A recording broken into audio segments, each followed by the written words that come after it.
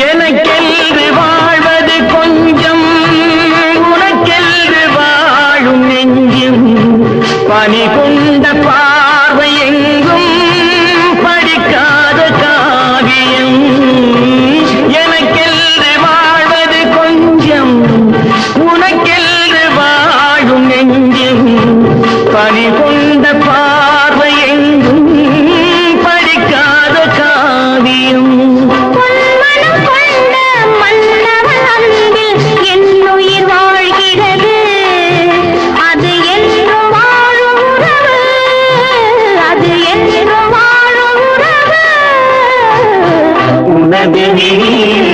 எனது பார்வை உலகை காண்பது.